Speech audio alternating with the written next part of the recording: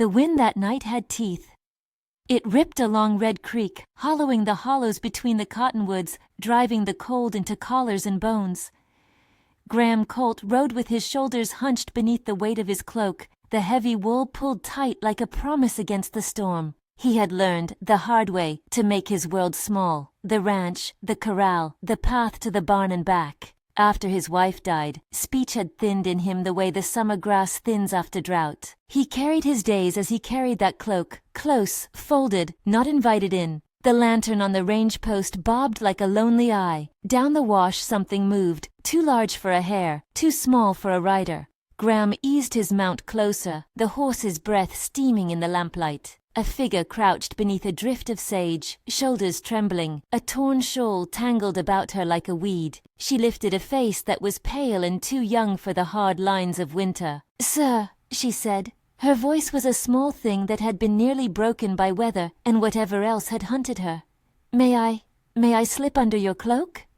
The question landed between them and the storm, and Graham felt the old reflex pull him away.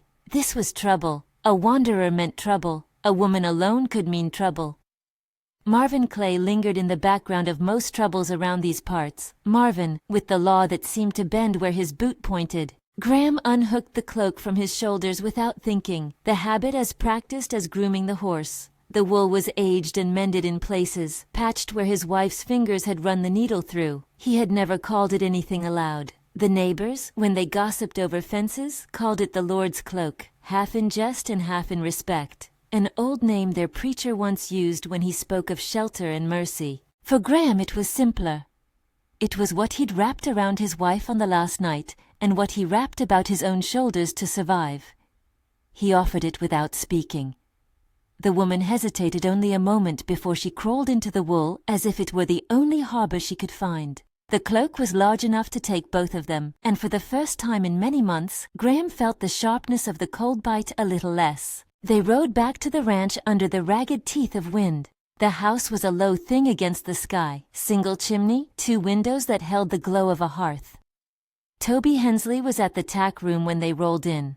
Toby with hands calloused like the plow, and a face that carried the village's gossip without cruelty. He squinted at the stranger and at Graham, and the moment stretched like a taut wire. Graham unwrapped the woman at the kitchen door. Her name, when she finally managed it, came out like someone rounding a corner they'd been scared to cross. Annalise Ward. A Ward, so young and so worn by the use of that word? She had nothing but the shawl and a satchel clutched to her chest where something rattled soft and small. Her hands trembled when she moved, as if the world might step forward and take her again. Toby lit the stove. A pot of broth steamed, the smell of salt and onion a small mercy. Graham stood by the window where the snow crawled down the glass and drew his cloak closer, not because he felt cold now but out of habit, as one keeps a talisman close because its absence would unbalance the day. He watched Annalise every way a man learns to watch things that could break. They tended the small wounds between them. Toby cleaned the grazes and patched the tears of her shawl with the kind of gentle practicality that passed as kindness in that part of the country. Graham moved in quieter gestures, fetching blankets, arranging the chairs near the fire, putting the cloak so that it could be used and yet not trampled. He kept the questions to a minimum. Questions he'd learned, often asked for answers people were not ready to give. Annalise slept with the cloak tucked over her like a roof over a door. Graham sat with the embers and let the silence do what the wind could not. She woke at odd hours with small noises inside her, breathless starts. A hand rubbing the place where people touch their hearts when there is a bruise there. When she did speak, she told things in delicate fragments. A guardian who had signed papers for her when she was small. Favors exacted that didn't seem asked for. A man named Marvin Clay, mentioned like a shadow that would not fall away. She said she had run because the place he claimed she belonged to had become something she could not live in without being taken apart. Graham listened the way someone listens to rain on a tin roof, as a sound with no need of explanation. He had known silence as company. It had been his companion since before the cloak. But in the days that followed, that silence began to loosen at the corners. They fell into a slow, practical rhythm at the ranch. Mornings were bread and coffee. Afternoons were mending fences and hauling water. Annalise learned to open a gate without looking back. She watched Graham and Toby at tasks and learned with a steady, quiet hunger that spoke of someone trying to put her hands back into a world that had not been kind to them. In the evenings they sat by the fire. The cloak, always, was present, draped over the back of a chair, tucked around Annalise during a coughing fit, spread on the bed when she slept for warmth. The cloak became a thing that belonged to all of them by necessity and small ritual. Toby watched the two of them with the practical suspicion of a man who had seen many odd unions in his time. He was fond of simple questions and simpler answers. "You knew of Marvin Clay?" he asked one night while he whittled beside the stove. Annalise nodded, the firelight catching in her eyes. "He says I'm under his care, says the papers say so. She broke off and wrapped the cloak about her shoulders instinctively. "He says I belong to him." Graham, standing at the hearth, felt a cold that had nothing to do with the weather. Marvin Clay had been one of those men who wore the law like a weapon. He'd been on the edge of things for years, part traitor, part recruiter for the camps, part judge who leaned in his own favor.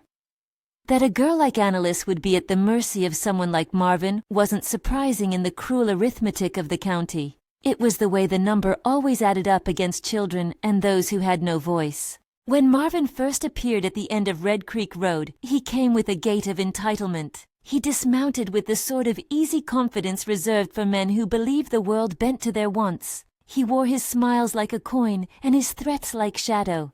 He looked Annalise over, as if she were a ledger to be balanced. "She's under my guardianship," he said in a voice that did not stay still. "Her papers are in town. You can't hide someone that belongs elsewhere." Graham met him in the doorway. He did not reach for words because his hands had been used for other things. His face, when he turned, was a map of winters. Marvin's smile folded when he saw Graham. He knew Graham Colt. Everyone in these parts did. Graham was a silent man, but he had history. He had a wife once who'd been kind in public ways that made men uncomfortable. He had earned a reputation for steady work and steadier loyalty. He also had the cloak, that massive, mute thing that hung from the peg. "You're in the wrong place, Marvin," Graham said, each syllable like a stone dropped in water. Marvin's laugh was quick and mean. "You think you can shelter her under that wool and no one will come to fetch her? There's a law to this. Papers. The sheriff—" He leaned in, the sort of lean that meant he expected the sheriff to agree with him. "I can make sure the law understands." Toby did not like Marvin. He stood with folded arms and let the moment sit until Marvin's patience frayed. The man left with promises that tasted like smoke. He rode away and left a promise to return. The porch where they had argued hummed with cold after he left. Annalise watched the path where his horse had gone until it melted into the drift. She wrapped the cloak tighter and said, small and sharp, "He'll be back." Graham didn't say anything for a long while. Instead, he went to the shed where the saddle leaned and took out a small tin. He opened it with movements that suggested a long habit. He kept things in that tin that belonged to the day his wife died. He had not inspected it for a while because looking at those things meant he had to talk to them, and he had been trained not to make disturbances in rooms that had already closed. There, in the dark, he ran his fingers over a folded scrap of paper. For a moment, he let his mind go where it had been so rarely allowed. His wife's hands had been small and quick, and she had been the sort of woman who fixed stray hems and the luck of broken chairs. When she found out she could not walk through the fever that took her, she had been afraid about one thing more than the rest, that he would grow hard in the absence of the soft. She had been afraid he would stop believing in kindness, or that he would hoard his life so tight it would crush what spilled out of it. He had promised her once, there in the dim of a fever-warmed night, when the house smelled of camphor and her breath came shallow like a bell, that he would keep a roof and keep the warm where it could be for any soul who needed it. He had wrapped that promise into the cloak then, stitched the lining with a seam that held a letter, folded and tucked so deep even he could forget it. It had been a private thing between them, nonsense to anyone else. A man vowing to a dying woman he'd be Mercy's hand. Now, with Marvin's shadow like a place on the horizon, the vow buzzed awake. He did not speak of it. He kept the cloak where he had always kept it. Yet the presence of Annalise under that wool unbound something small but real. The cloak, which had been an object that defined his boundaries, began the quiet work of becoming a bridge. Days lengthened into a strange peace. Annalise learned to hold a bucket at feeding time without dropping it. She learned to bake a loaf that came out dark on the bottom and fragrant on the top. She plied her hands at chores, and in the routines the tremor in her voice shortened. She laughed once, a small sound that startled them all because its source had been locked for so long. By then, the cloak had become the household's unattended witness, thrown over the chair, flung over the fence to dry, wrapped around Annalise as she mended with threaded fingers. Then one late afternoon, a hoofbeat carried down the lane like a drum. Marvin had come back. He rode in with the full show of indignation and law. This time, his face wore an expression that implied he expected no opposition but obedience, the Regent's way of ensuring he got what he wanted. He walked into the kitchen where they stirred the stew. He addressed Annalise as if she were a ledger, yet unread. He laid out his papers in a manner that suggested he had done this sort of performance before. The paper was real enough, signed, stamped with the clerk's ink that blunted other people's rights. The smell of grease from the stove was suddenly sharp as a blade in the room. "You belong where you're accounted for," Marvin said, tossing the papers like they carried gravity. Annalise's small voice trembled. "I don't belong there." Graham watched without making a sound, the way someone watches a river before it crests. His silence was not absence. It was like a weight pressed to a scale. The more Marvin spoke, the more the house seemed to tighten. Toby's fingers tightened on the handle of the pan. Marvin leaned too close, the scent of his tobacco like challenge. "You know the law," he told Graham. "You can't just—" Graham moved then, not with words but with the motion of a man who understands the limit of his own patience. He stepped between Marvin and the stove, and the cloak hung from his shoulders in the dim light like a banner. Marvin laughed then, the kind of laugh that tries to make an intimidation sound old and right. He had not expected a man with such practice in keeping his own counsel to step in. "You took her in," Marvin said. He flung the notion at Graham as if it was a crime. "You will make trouble." Graham had a memory then, 10 years ago at a funeral, his wife standing beside him despite the fever like a proof of something better. She had been the one to sow what was necessary into things, to hide a note like a seed. His hands found the lining, fingers feeling for the seam that had held what he had sworn to guard. He thought of the letter folded in that lining, the voice of his wife crying to him across a decade. Marvin came at them again, that way men come when law has been made friend to greed. This time he crossed a line. He grabbed at Annalise, and the room split along a precise danger. The world narrowed to the movement of bodies and the thud of feet. Toby lunged, and there was shouting like the sound of gates banging on a wind. Marvin shoved, something knocked against the table, and the lamp wavered. A chair split under the weight of the scuffle. Graham's movement was economy itself. A shove that met shove. A fist that landed not for show, but to block a hand reaching like a predator. He had been a man of small words, but large hands. The man lunged at Marvin as though to hold a place in a world where one could not always be quiet. The fight was close and ugly in a way that never deserved details. It had the rawness of personal violence that leaves little for the imagination. At some point, a rifle was raised in the darkness. There was always at the back of these scenes that terrible instrument, and it cracked out a warning that made everyone snap to a point of stillness. Then the sound of boot heels came from the lane with a certain knock. Sheriff Eldon McKay rode in with the slow, weathered authority of a man who understood how quick the law could be when summoned properly, and how slow it could be when men expected its help.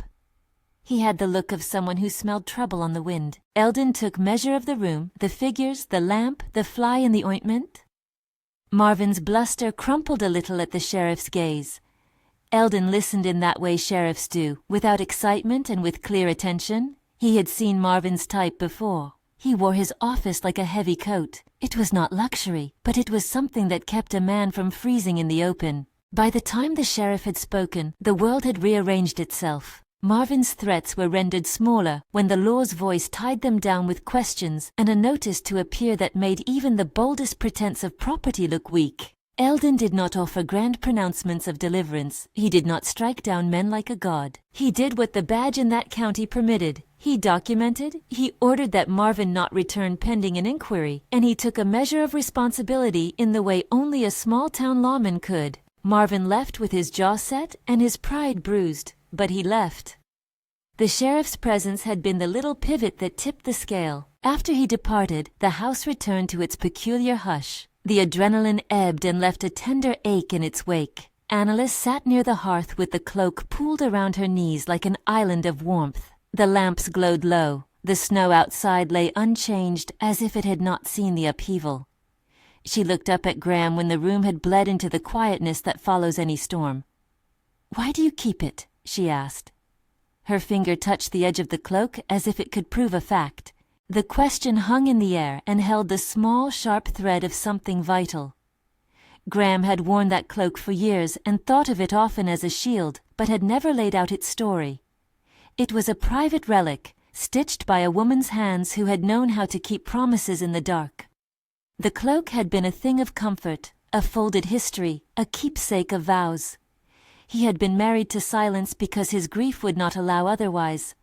Speech came unstitched only in certain company. Annalise's eyes were raw and honest in the way of those who have been sleep-deprived by fear. She wanted not the law's explanation but the human one. She wanted a name for the thing that had kept her warm, and a map to the heart of the man who had given it. Graham sat down opposite her, the cloak between them like a curtain to be drawn aside. He reached into the lining with hands that trembled not from cold, but from the long-standing practice of keeping something secret. He eased the seam with slow, careful fingers. The letter was a plain thing, paper browned at the edges, folded as if to keep a small shrine. He unfolded it in a room lit by a friendly fire, and for a while both of them were held in the soft privacy of those slow movements. He read aloud then, not because he was proud of his voice, but because the sound of words had a certain power to arrange things that had once been tangled. The letter was small and spare, and not lofty in intent. It was his wife's handwriting, an uneven, familiar scrawl that had once been his daily companion. She had written of ordinary things, the way the sun struck the feed bunk at dawn, the shape of the barn rafters in winter, the sound of his boots on the back porch. Then she had written what mattered most, her plea that he keep a place in his life for mercies to come, that he always be ready to offer a roof to the frightened, that he remember, in the dark times, the shape of gentleness. It was not a scripture or an incantation, it was a human plea. She had called the cloak the Lord's cloak in a private joke. The preacher in town had once said a phrase about shelter and mercy being the Lord's work, and she had laughed and wrapped the word around the wool like a ribbon. For them, it had become shorthand, a reminder that their home might be, in small ways, a place that refused the cruelty the world could offer. Annalise listened as if hearing a prayer that was not aimed at a deity, but at people. Each sentence Graham read made something in her uncoil. Her face shifted from guarded fear to something like relief, not because a miracle had been promised, but because someone had chosen her, and that choice had history and flesh to it. "There was a promise," Graham said after the read. His voice was rough with disuse, but it carried. "I gave my word to her. He stopped and rested his hand on the letter, as if touching the paper could steady him. "I promised to keep a roof for those that needed one. I keep things." Annalise's lips trembled. "Why the name Lord's Cloak?" she asked, small and curious. Graham considered it. It was hers. She laughed at the preacher who called mercy the Lord's doing. She said then that a cloak could be a kind of prayer, that it did the work of sheltering whether anyone called it holy or not. We kept the name as a private thing. There was an honesty in the letter that did more than tie them to the past. It granted permission. It made what Graham had done legible not as accident but as duty. The secret of the cloak was not a charm, but a record, a human document of a vow spoken in a dim room that had become something like law in the heart that kept it. Graham folded the letter and tucked it back into the seam. He said nothing else for a while because the room did not need more sound. The act of revealing had been its own soft resolution, an old promise made new by the presence of a person who needed it. In that moment, Graham felt something shift in the shape of himself. Silence had always been his armor, but he discovered pockets inside armor where speech could be kept, if used carefully and not for display. Annalise reached out and took the edge of the cloak with both hands. She turned it over and traced the stitch where the letter slept. For the first time since she had run, she allowed herself to think that the world might contain hands that kept their promises. "Thank you," she whispered, and it was the kind of blessing that is given when one has been handed back the permission to hope. In the days that followed, Marvin's presence at the edge of Red Creek retreated. He stomped and threatened and tried to bend law into a tool, but he was only one man, and the sheriff had seen enough to be sensible. The county's machinery could be slow, and Marvin's bluster could carry in certain places, but at the ranch, he found the absent agreement of others' wills. People at times like this have a way of choosing sides more practical than noble. They will shield a place if it keeps the trouble from spilling into their fields. The sheriff promised inquiries and made a public note, and Marvin had enough else to tend to in his own frustrated corner of the country. Life at the ranch settled into a new kind of normal. Annalise learned to mend and to talk in the clear breaths of someone who feels their spine grow stronger. She and Graham worked in the same room without a single melodramatic confession. Their relationship grew in gestures and small exchanges. The way he would always set a bowl near her, and the way she would tie the kerchief back on a loose horsehair. He taught her to check the fences for rots without lecturing, which was the hardest kind of instruction. How to trust someone's steady hand without expecting fireworks to prove sincerity. There were quiet nights by the fire when Graham spoke of small things and then shut up. The sound of his voice came when it came, and sometimes it did not. He found, in the presence of Annalise, that he could put words to the edges of the loneliness that had kept his mouth closed. He could tell her about his wife in brief sketches, the way she hummed while she sewed, the name she gave to the cloak as an inside joke with the preacher, the way she had made him promise. These were not sermons, they were the kind of economical telling men do when they mean to share but are not comfortable with eloquence. One morning after a late thaw, Graham took the cloak down from where it hung and set it over the back of a chair by the window. Annalise stood up and wrapped it around herself for a brief moment, not out of necessity, but to feel the history it held. She looked at the house with something like gratitude and determination. "I'll stay," she said, the kind of simple decision that can be heavier than any paper of law. "I'll work, I'll make this place mine." Graham watched her and felt the bright, odd feeling of a man whose life shifted without the fanfare of fireworks. He nodded. He had once worn silence like armor. Now he found voice the way one finds a new tool in a familiar workshop. He did not crow or make grand declarations. He simply spoke in ways he could, by handing Annalise a towel, by leaving a loaf on the stoop, by taking a paper down from the peg and setting it where she could see it. Sheriff Eldon rode out to the lane more than once in the months that followed, not with dramatic arrests, but with a steady watchfulness that made Marvin slow his steps. Eldon was practical. He liked things sorted, and in his own taciturn way, he had kept an eye on those who were easily preyed upon. He offered a quiet counsel to Graham one afternoon, the kind of conversation two men have when they trust the same ground. "You did the right thing," Eldon said, watching a team of horses at work in the field. "Not everyone's willing to do a simple right when they can take an easier route." Graham, who had grown used to small acknowledgments in place of praise, simply tipped his hat. Praise had to be earned or earned a different name at that time. The cloak hung on the chair like a statement that needed no affirmation. The months stitched themselves together. The cloak had become less a mark of isolation and more a thing of community. A coat lent, a blanket shared, a story piece arranged like an old hymn's refrain.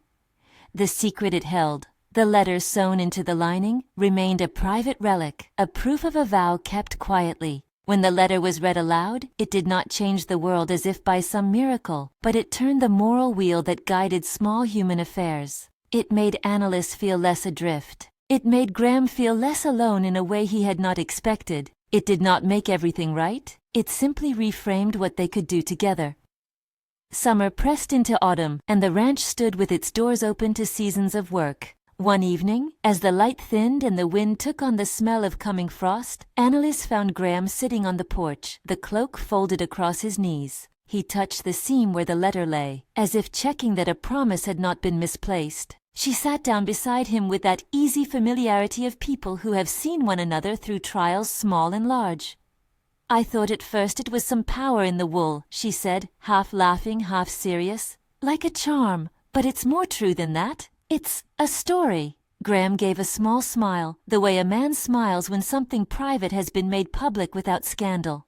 "Stories hold better than threats," he said. "They carry more weight." They sat together for a long time with no need for explanations. The cloak draped over his knees, and then, at some point, fell to rest behind them on the chair.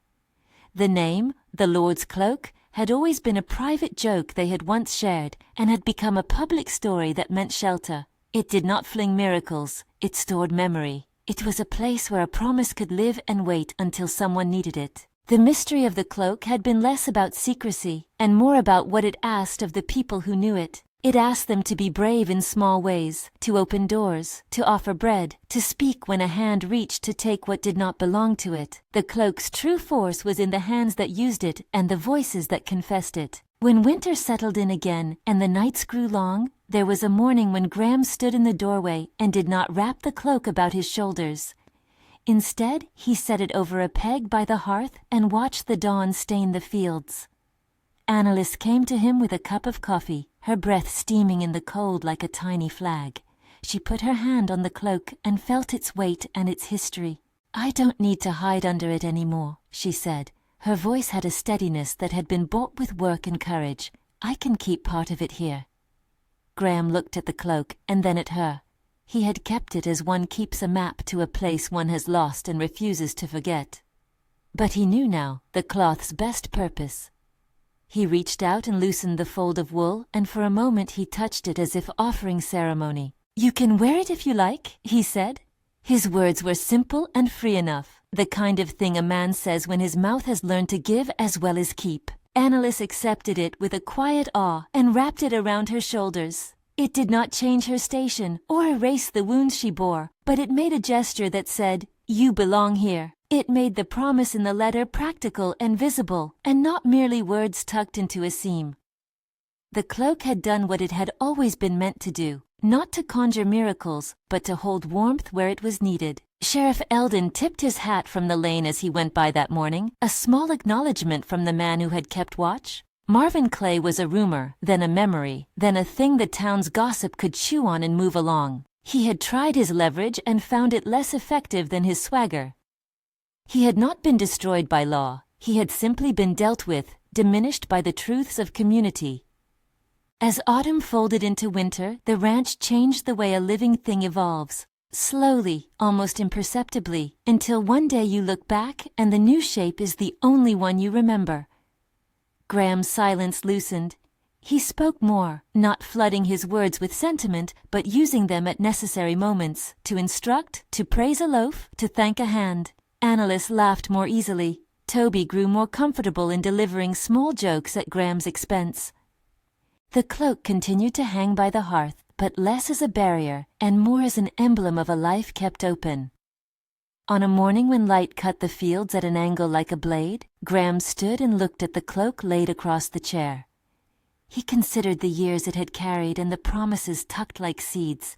He felt, briefly and clearly, the shape of things he had kept: love, sorrow, fidelity, and how they wove together to produce something like courage. The secret of the cloak had never been a thing to conceal for the excitement of mystery. It had been a record of a vow kept in an honest way. He lifted the cloak and folded it with slow reverence, the same way one folds paper that contains a map. He set it on the mantel where the morning would catch it and light would play across its ridges. Outside, Annalise tended to a foal that had been born in the night, her hands sure and sure-footed. Toby called from the bakehouse and the day unfurled like an invitation. The title, The Mystery of the Lord's Cloak, found its plain answer in the ways people chose to be merciful.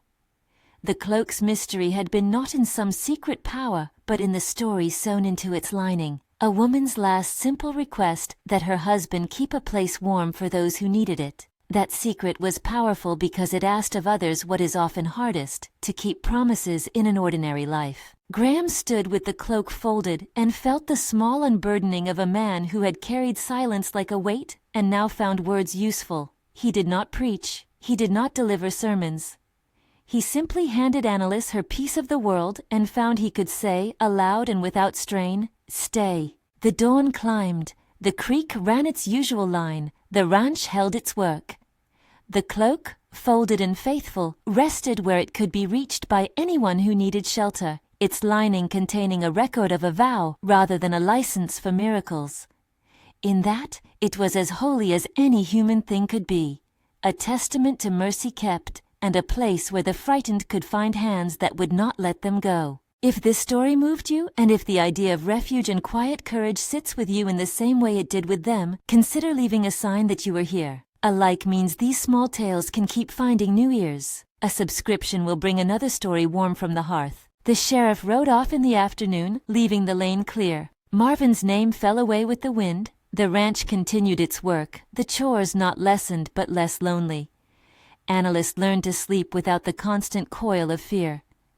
Graham's voice stayed steady and not empty. He found that a man who had given a private promise need not hide it where it could not warm another. When night came, they hung the cloak on its peg, and the house felt whole. The letter remained in its seam, a small quiet thing that could be read again if the need came. Sometimes the best faith is like that, kept in the folds of ordinary life, folded into a coat on a peg, made visible and practical by the choices neighbors make. The cloak's mystery had never been a miracle but a human thing, an act of protection stitched by a grave hand, offered by a man who had once been afraid to speak and now found speech useful. Leave a comment below. What would you have done in Graham's place? And if you'd like more stories of small brave acts and quiet reckonings, subscribe. There are more days and more cloaks waiting to be unfolded.